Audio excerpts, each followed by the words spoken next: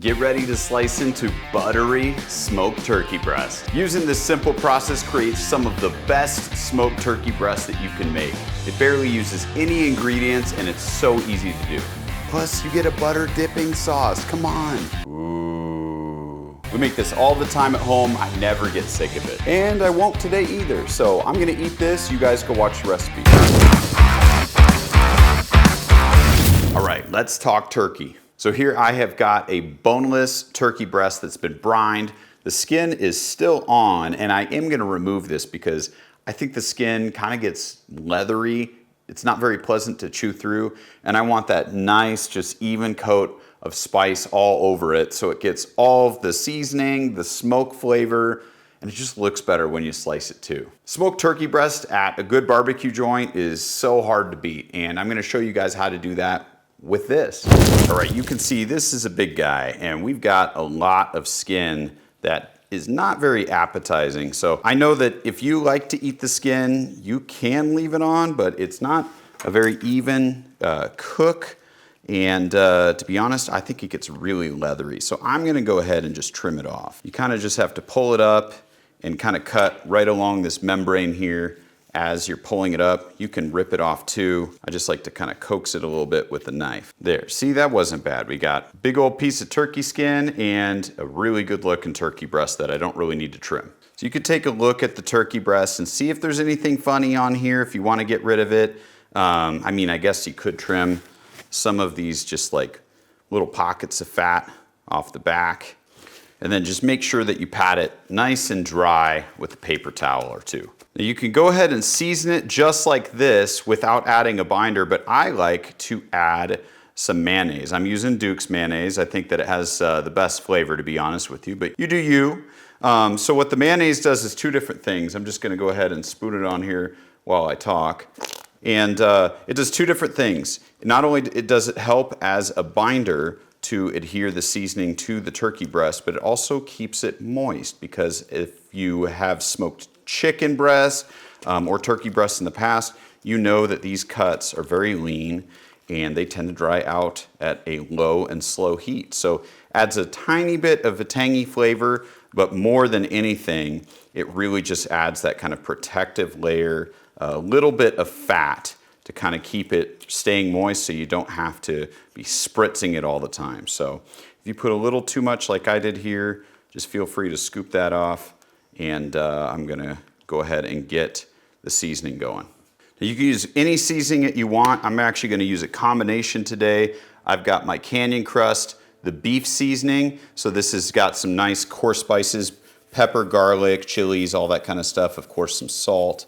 So I'm gonna use this as a base coat. Then I'm gonna fill in some of the gaps with Sedona sand. This is all-purpose chili rub. This has no sugar, but it's got a lot of really great aromatics and chilies. It's gonna give it a little bit of a kick as well. Just kind of a nice little combination, layer of flavors. And we'll flip, and I'm gonna have to use the other hand, I guess. That's what she said. You guys can use whatever you want. If you've got a sweet heat, that works well. If you've got some Cajun rub, that works really well. I don't really like a lot of sugar with my turkey, so this is just kind of what I use, and it'll create a really nice, dark, crusty bark. Probably should have done the bottom first, because now the top's all funny. Okay, here we go. Through testing, I found that the mayo did the best job of keeping the turkey as moist as possible. However, you could use any kind of oil. I wouldn't actually recommend olive oil, but any kind of neutral oil that's not gonna give you that sharp, almost bitter flavor. You can also use mustard just like you would with a pork shoulder or a brisket. While both those options work, mayo is gonna give you the best insulation and moisture protection. Now I've got a charcoal grill set up. It's going at about 250, 275. If you're following along and you want to use a pellet smoker, I would set it to either 250 or 275 as well. Really just depends how much smoke flavor that you want. It's a little harder to find that exact temperature in a charcoal grill, so I'm just kind of trying to keep it in that range. But let's go ahead and get this fired up. All right, I've got the Weber kettle going here. I've got some wood chunks and coals on this side. This side's cool. It's running about 275. I've got the turkey breast here, so let's get that on. So turkey's on the smoker. That's gonna cook for a couple hours. Our target temperature is 140 degrees internal. Then we're gonna pull it off and do a little bit of a wrap with some butter. So just give it a couple hours and come back. All right, it's been a few hours. Let's take a peek. Ooh, love the color on this. Real nice and firm on the outside too. The bark is set really nice. Let's check temperature. That's the biggest key. We want it close to about 140.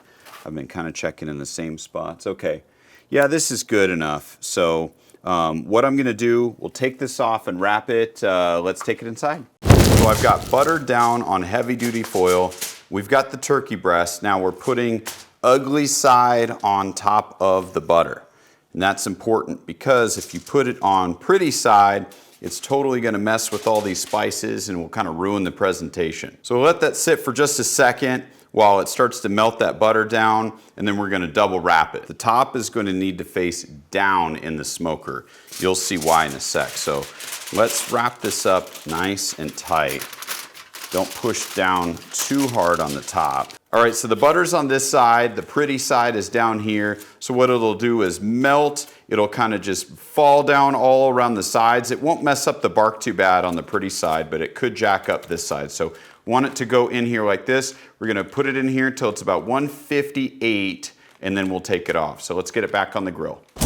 All right, I've got the turkey breast pretty side down, back on the grill. We're gonna let this rock probably 275 to 300. I'll go ahead and put the lid on, and we're gonna pull at 158 to 160. All right, I'm checking the temp in a few different spots here now. It's been a few hours, and we're getting pretty close. So I'm gonna go ahead and pull it. We'll let it rest for about 30 minutes or so, and slice it. Whoop.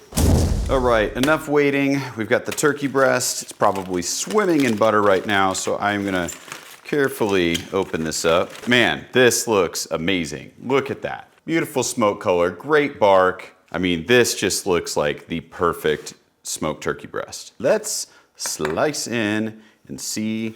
Ooh, that's nice and tender. Oh my gosh, this looks amazing.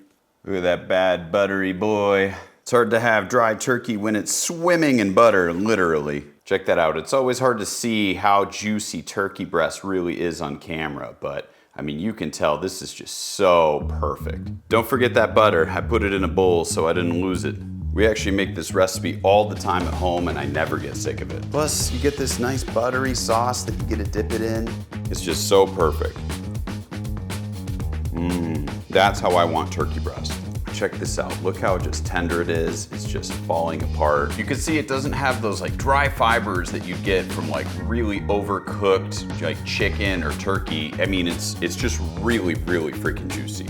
Really hope you guys tried this recipe. It's a great alternative for big holiday meals or gatherings, or honestly like meal prep. We do this all the time. It's awesome for sandwiches. The kids freaking love it. I love it. It's a win. Don't forget to like and subscribe. I hope you guys like this recipe. We'll see you next time. Cheers.